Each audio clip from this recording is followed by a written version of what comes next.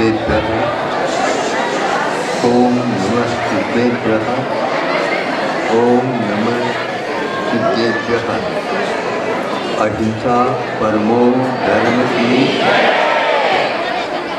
आचार्य गुरुवर्ती कुंज कुंज भगवान की। आचार्य गुरुवर्ती ज्ञान सागर महाराज की।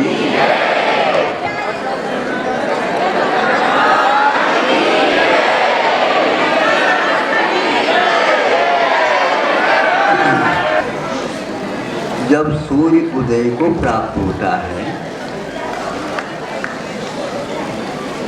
तो किधर होता है? पूरब को होता है। पूरब को आपने कभी देखा है? नहीं। पूरब कैसे कहा आपने? हाँ, ये आकाश अमूर्त है, निष्क्रिय है, जहाँ है वहीं पर है, आना जाना उसका होता नहीं। किंतु सूर्य और चंद्रमा आदि ज्योतिष मंडल आता है और जाता है का अर्थ ये है वे क्रिया वाले हैं, इनमें गति होती है।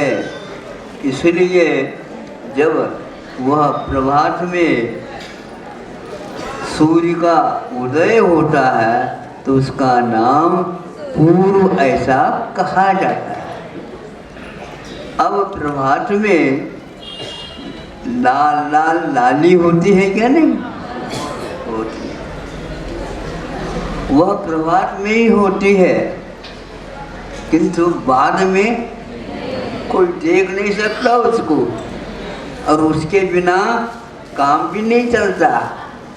ठंड लगती है, सूर्य का उदय होता है, गर्माश मिलता है, उससे राहत मिलती है। तो सुबह सुबह प्रभाकर को या भानु को देखते हैं कई लोग। कहाँ चले जाते हैं? ऊंचे स्थान पर चले जाते हैं, वहाँ से वहाँ सूर्य का उदय देखने में आता है। लाल लाल रहता है, उसको देखने से आंखें की ज्योति भी बढ़ती है, बाद में देखेंगे तो घटती है, ध्यान रखना है। हाँ, तो अब वह प्रभात में लाली है, बहुत सुंदर लगती है। इसी प्रकार संध्या में शाम के वक्त वह सूर्य पुनः अपना जो उदय के काल में आभा थी, उसी प्रकार वहाँ पर भी आभा होती है, दिखते हैं। इसलिए लोग सनसेट और सनराइज इन दोनों को देखते हैं। हम तो प्रभाकर को देखने के आग्रह करते हैं, आप लोग प्रभाकर को देखो, ताकि ये तीन लोक को प्रकाश देने की क्षमता जो रखता है उसका अनुमान किया जा सकता है। ये प्रभाकर को देखने से कुछ ही स्थान में प्रकाश उसका फैलता है, किंतु तीन लोक जो जानते हैं, तीन काल को जो जानते हैं, उनकी प्रभा, उनकी ज्योति, उनके पास कितना आलोक होगा इसका अनुमान लगाया जा सकता है। तो बात रही संध्या काल में भी लाली होती है और प्रभात में भी। प्रभात में भी लाली होती, संध्या में भी हो लाली है। एक सुलाती और एक जगाती कितने अंतर वाले हैं। अब बताओ आप, आपको समझ में तो आ रहा है, इसलिए तालियां बज रही हैं, बहुत अच्छा। अब सुबह भी लाली होती है और शाम को भी लाली होती है, किंतु शाम की लाली आपको सुला देती है, थके हुए रहते हैं आप, किंतु सुबह की लाली क्या करती है? हाँ, जगा देती है। दोनों लाली होते हुए भी दोनों समान नहीं है। ये आप बताओ, यहाँ पर आए, ये प्रभात की लाली है कि शाम की लाली है? आप तो बिल्कुल समझदार है। तो सुबह की प्रभात की जो लाली है वो यहाँ पर आने के लिए आपको प्रेरित करती है। और शाम की जो लाली है, चलो भैया मोटर गाड़ी चूक न जाए, सब भग जाते हैं। रविवार के दिन आते हो हैं एक हफ्ते में, किंतु अभी आप ही बताओ, सुबह की लाली अच्छी लगती है क्या शाम की लाली? हाँ, सूर्य तो प्रभाकर तो एक ही है। इस प्रकार वह उदय को प्राप्त होता है, उस समय पूरी संसार ही जागने लग जाते हैं। और जब जागते हैं उस समय मन की परिणति बहुत प्रसन्नता को लेकर के चलती है। इसी प्रकार हमें दो प्रकार की बातें हैं। ये पंचेंद्रिय के विषयों की ओर जो ले जाता है वह हमारे लिए हानिकारक है, और जो पंचेंद्रिय के विषयों से ऊपर उठे हुए हैं, ऐसे अनंत परमेष्टि आदि, आचार्य परमेष्टि आदि, साधु परमेष्टि आदि आदि का हम एक प्रकार से अवलोकन कर सकते हैं और रात में नहीं कर सकते हैं। इसीलिए ऐसे व्यक्तियों की संगति हमारे लिए अच्छी है, जिसके द्वारा हमारा जागरण हो जाता है। नहीं है विषयों में, कषायों में सो जाएंगे तो वहाँ पर लुट जाते हैं, और सो जाते हैं तो उस समय सूर्य नहीं रहता है, इसलिए क्या प्रकाश तो मिलता ही नहीं, और अपने आप ही निद्रा देवी उदीर्णा को प्राप्त हो जाते हैं। और आप एक प्रकार से शव के समान, शव का अर्थ मुर्दे के समान सो जाते हैं, पता ही नहीं लगता। इसलिए पंचेंद्र के विषय जहाँ सुख मिल जाते हैं, उधर से हट करके अपने को पंच परमेष्टि जहाँ पर मिलते हैं, उनका स्वभाव ज्ञात होता है, उसका सहयोग ले लेना चाहिए, उसकी संगति कर लेना चाहिए। आप लोगों को अभी कैसे लग रहा है? अब घर में कैसे लगता है? हम वो लावा, हम ये लावा, हम दिया नहीं, वो नहीं किया, वो नहीं किया, आदि आदि, सिर में दर्द होने लग जाता है। फिर क्या करने? तो क्रोध आ जाता है, मान आ जाती है, माया आ जाती है, लोभ आ जाता है, गुस्सा आ जाता है, यहाँ पर नहीं रहेंगे हम, चलो। ऐसे भी कहते हैं, कहते हैं क्या नहीं? सही बोलो, कहते हैं ना, पति पत्नी के ऊपर टूट बरसाता है, पत्नी बोलो। इसीलिए हमें सोचना चाहिए हमारे परिणाम हमेशा हमेशा शुद्ध या शुभ बने रहें, और हम पंचेंद्र के विषयों से बच जाए। इन पंचेंद्र के विषयों में जितने समय के लिए आप बचे, मान लो 12 घंटे एक दिन लग गया, एक दिन घर छूटने के कारण काम चलाओ, कुछ भी मिले ठीक है।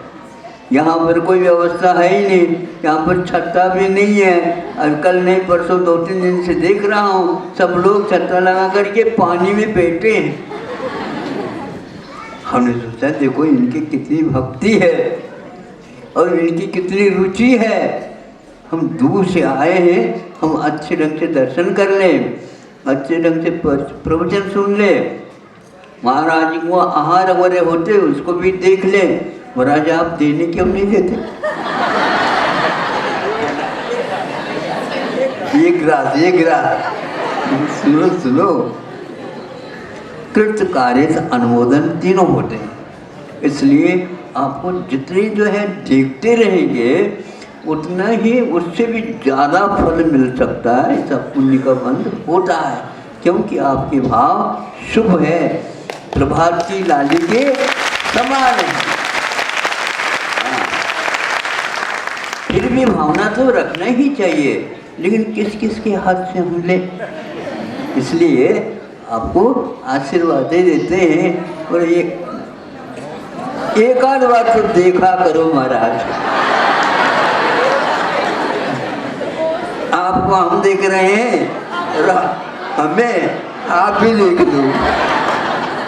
ऐसा नहीं। सूर्य जो है ना उदय को प्राप्त होता है, वो किसी की ओर देखता नहीं, अपनी यात्रा करता है सुबह से शाम तक। फिर भी उनको देख करके, प्रकाश प्राप्त करके, आलोक प्राप्त करके आप लोग अपने अपने गतिविधियाँ चलाते हैं। इसलिए राग है तो एक राग है धर्मानुराग, वह सुबह की लाली के समान है। और एक द्वेष है अथवा विषयों की ओर ले जाने वाली लाली है तो शाम की है। तो 12 घंटे आपके जीवन के एक एक दिन में यूं ही फालतू चले जाते हैं, 12 घंटे एक काम में आ जाते हैं। इसलिए जो व्यक्ति दिन में भी जो कुछ भी भोजन पान आदि करके बार बार ये चिंतन करें, हम गए थे शिवपुर को, वहाँ पर ऐसे ऐसे हो रहा था, इसको याद करो। यहाँ पर कितनी वेदियाँ हैं उनको याद करो, सम्मी श्रीकृष्ण जी को भी याद करो। गए हैं तो, नहीं गए हैं तो दूसरे को पूछ लो कि कैसा होता है। इसका सब चिंतन करने से आप घंटों निकाल सकते हैं। घर में बैठ करके भी यहाँ की यात्रा का स्मरण आप लोगों के लिए पुण्यवर्धक होगा। नहीं समझे? कोई लोग आना तो चाहते हैं लेकिन आना मिले तो। हाँ महाराज बहुत देर के बाद दर्शन हो गया आपका, तो हमने कहा घर से बाहर निकलेंगे तभी तो होगा। बोलो महाराज, घर से बाहर निकलना तो चाहते हैं लेकिन घर छूटता ही नहीं। घर कभी छूटता नहीं, घर को छोड़ना। आप लोगों को याद हो गया। घर को 12 घंटे के लिए, एक दिन के लिए, 2 दिन के लिए यदि छोड़ते हैं तो ये भाव आ जाते हैं। बच्चों के ऊपर भी संस्कार पड़ते हैं, बच्चे भी इसी प्रकार आना जाना सीख जाते हैं और इसी को अच्छा समझ लेते हैं। इसलिए आज रविवार के दिन आप लोग आए हो, एक हफ्ता तो कम से कम आपका निकल गया है। चातुर्मास का आधा श्रावण होने को हो गया है। तो आधा श्रावण होने को हो गया, इसका अर्थ क्या है? भाद्रपद आने वाला है। अब अभी वर्षा वगैरह होती है, कुछ व्यवधान हो सकता है, अन्यत्र गर्मी भी अभी है बताते हैं। ये तो चलता है, कभी धूप और कभी छाँव। तो जब छाँव मिले उस समय कम से कम हम विषयों से बच करके अच्छे ढंग से धर्म ध्यान करना चाहिए। ये यात्रा जो आप करते हैं, इन यात्राओं को स्मरण में रखना। और घर में भी बैठे हैं, 1 घंटा मिल गया, आंखें बंद करके सम्मी शिखर जी की यात्रा करना प्रारंभ कर दिया। और इस प्रकार करने से क्या होता? उस स्मरण में केवल यात्रा रहेगी, सम्मी शिखर जी रहेंगे और उसके टोंक रहेंगे। वहाँ की मूर्तियों का दर्शन किया, वो स्मरण में आएंगे। ये जितने आप करेंगे तो सारा का सारा आपको पुण्यवर्धन में और संसार से पार होने में सहयोग अवश्य देगा। और इस प्रकार आप घर में बैठ करके भी यहाँ के स्मरण से धर्म ध्यान कर सकते हैं।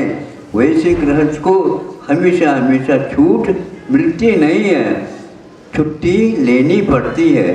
छुट्टी कुछ मिलती है लेकिन उसमें भी कुछ न कुछ विघ्न आ जाते हैं, उसका उपयोग नहीं हो पाता।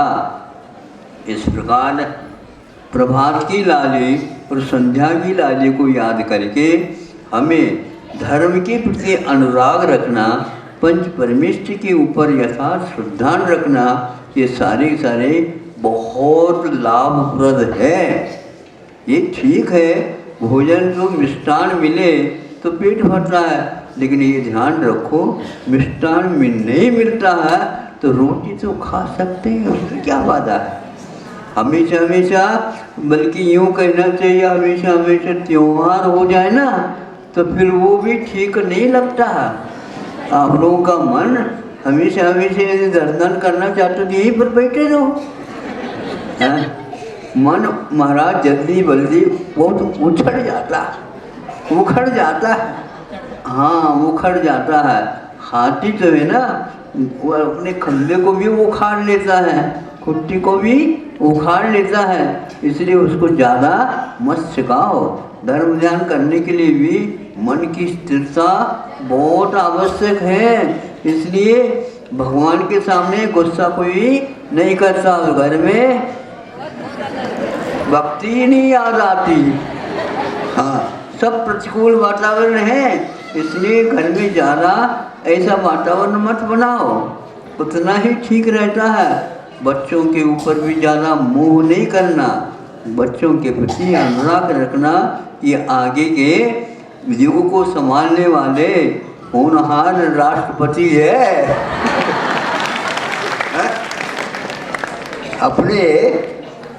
अपने संतान जो है ना, संतान है कुलदीपक कहा है, पुत्र है कुलदीपक, कुल के युवा दीपक हैं। इस प्रकार धर्म ध्यान करने के लिए एक प्रवाह को आप निश्चित कर रहे हैं। इसके प्रति धर्मानुराग रखो, विषयानुराग ठीक नहीं है।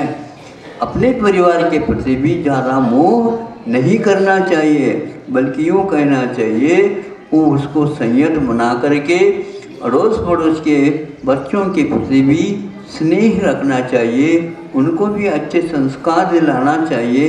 इस प्रकार करने से आपके प्रति अड़ोस पड़ोस बहुत ही प्रेम वात्सल्य रखेंगे, और इससे धर्म ध्यान में बहुत ही प्रोत्साहन मिलता है।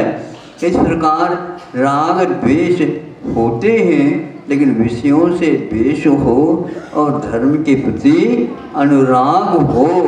ये अनुराग हमारे लिए प्रभात की लाली के समान काम कराने वाली है। इसके माध्यम से संतों ने भी ये कहा कि उनको भी इस प्रकार के भाव करने पड़ते हैं, और वो करते हैं। धर्म प्रभावना के लिए उपदेश आदि देने की भी आज्ञा भगवान के द्वारा दी हुई है, और उसके अनुसार आपको सुनने के लिए भी कहा गया है। सुन करके भी उसका उपयोग भी करना चाहिए। हमारे पास सम्यक दर्शन है तो उसके 3-4 गुण तो हैं, लेकिन 7-8 गुण भी और हैं, जो 8 प्रकार के अंग हैं। उन अंगों का जैसे हम प्रयोग करेंगे तो हमारा शरीर काम करता रहता है, उसी प्रकार निश्चंक आदि जो 8 गुण हैं उनको याद कर लेना।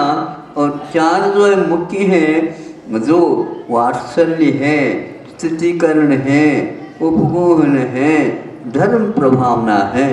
ये 4 निश्चित रूप से आप लोगों को आवश्यक है, जो अपने सम्यक दर्शन को सुरक्षित रख सके।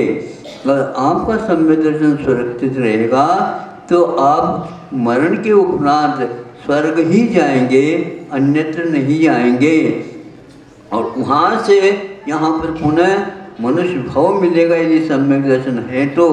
इस प्रकार निश्चित करके बहुत जल्दी आपको छुट्टी यहाँ से संसार से मिल सकते। छुट्टी चाहिए आप लोगों को? हाँ, बच्चों को जिस प्रकार स्कूल जाना भी अच्छा लगता है, छुट्टी और अच्छी लगती है, उसी प्रकार यहाँ पर भी है। स्वर्ग जाना चाहिए, क्योंकि स्वर्ग यदि नहीं जाते तो अच्छे संगति हमें नहीं मिलती। देव गुरु शास्त्र का साक्षात जो हमें दर्शन होता है, ये इसी के साथ होता है। उसमें भी जा करके समझ में आ जाता संसार कितना भयानक है, फिर वहाँ से यहाँ आ जाए। इस प्रकार करते सम्यक दर्शन यदि आपका स्थिर है, मुक्ति एक दिन निश्चित ही मिलेगा। इसलिए सम्यक दर्शन को जैसे 8 अंगों में से जो शरीर बना है, उसी प्रकार निशंक आदि 8 गुणों से युक्त है। इस सम्यक दर्शन को सुरक्षित रखना चाहिए। अहिंसा परमो धर्म की